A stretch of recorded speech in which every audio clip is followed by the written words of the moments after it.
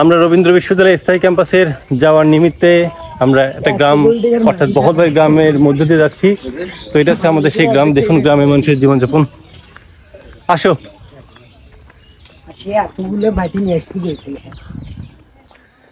শুধু এখানে যে মানুষরা কতটা কষ্টকর ভাবে জীবনযাপন করে, এটা গ্রামের রাস্তা। মানে তোমরা শুধু আসো দেখো। আমার পেছনে যে দুজন আছে ওরা হচ্ছে রবীন্দ্র বিশ্ববিদ্যালয়ের 8ম ব্যাচের নতুন ভর্তিকৃত স্টুডেন্ট আকাশ এবং মাহাথির।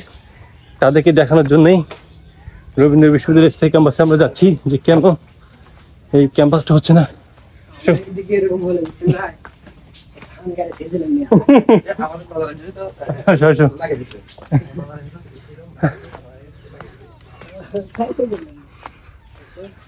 এটা হচ্ছে বহলবাড়ি গ্রাম আর পানি অনেক হয়ে গেছে। আসো।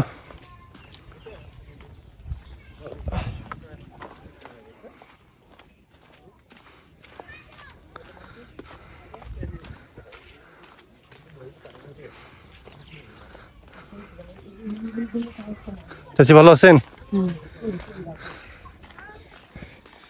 এর আগেও এসেছিলাম এবং তখন বিশেষ করে পানি ছিল না, শুকনো অবস্থা ছিল। তখন অনেক ফ্রিলি মুভমেন্ট করছি, কিন্তু এখন পানি বের হয়ে যাওয়ার ফলে অনেক কষ্ট। আসো তুমি তো আসো। যেহেতু এখানকার মানুষ গরুর উপর বেশি নির্ভরশীল, তাদের খামার আছে।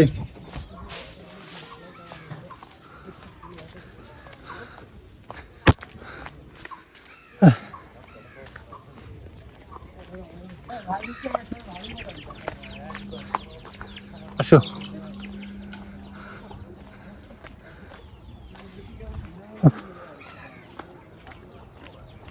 তো রাস্তাগুলো দেখুন।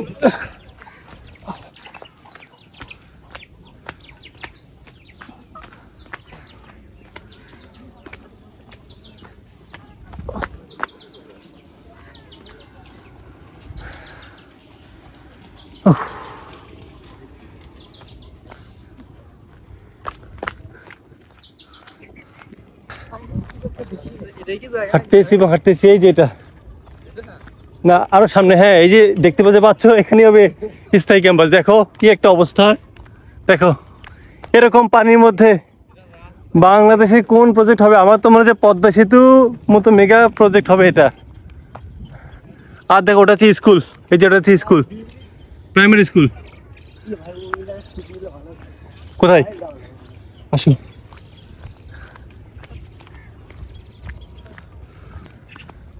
কাকা কেমন আছেন? কাকা এখানে রবীন্দ্র বিশ্ববিদ্যালয় স্থায়ী ক্যাম্পাস হবে যে, এটা দেখার জন্য আমরা আসছি। কাকা তো এটা হচ্ছে রবীন্দ্র বিশ্ববিদ্যালয়ের পাশে যে বহলবাড়ি গ্রাম, সেটা দেখতে পাচ্ছেন। এবং এখানকার মানুষেরা প্রত্যেকের বাসায় গরু পালন করে, অর্থাৎ গরুর উপর নির্ভরশীল। এবং গরু যদি না থাকতো, গরু পালন যদি না করতো, তাদের মনে করেন ভিক্ষা করা লাগতো। এতটাই অবস্থা খারাপ। এবং এখানকার মানুষের অসহনীয় জীবনযাপন করে। ভাই ভালো আছেন? এখন কি পরিমাণ রাস্তা এগুলো। ভাই আমরা যাচ্ছি রবীন্দ্র বিশ্ববিদ্যালয় স্থায়ী ক্যাম্পাস দেখতে। হ্যাঁ ভাই, কিন্তু এখানে যে রাস্তাঘাট ভাই অনেক কষ্টকর, অনেক কষ্ট লাগলো।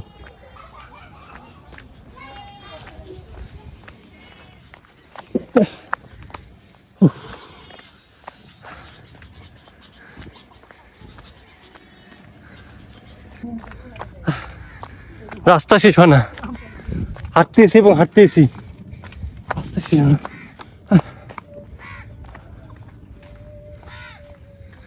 এই বাঁধটা যদি না যদি থাকতো, তাহলে দেখতেন যে এখানকার মানুষের অস্তিত্ব থাকতো না।